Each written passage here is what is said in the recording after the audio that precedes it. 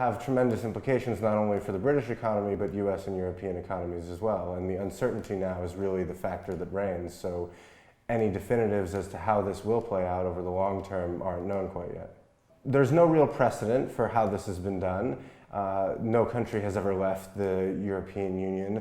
Britain, the vast majority of its trade agreements, and because of its status as a member of the EU, later its trade agreements with other countries that had predated that were all updated to the European trade agreement. So we'll have to negotiate not only with the EU about its trade access, but how it remains a member, or if it remains a member of that customs union in any way. Well, freedom of movement is really one of the founding principles of the EU, and it's not only freedom of movement of individuals, but the free movement of goods across the European Union.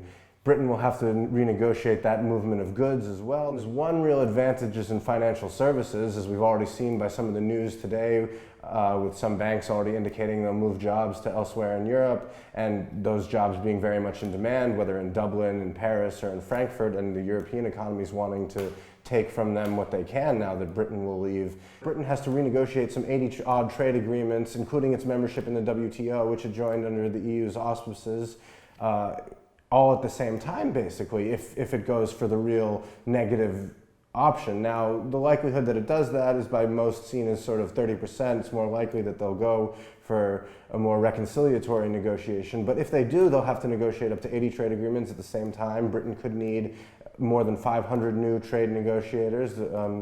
And the one, sort of most negative example that I would give is Switzerland, after it agreed in 1972 to a free trade agreement in its own referendum with the European Union. It then took 17 years to negotiate an agreement just on the basic access of insurance companies between Europe and Switzerland.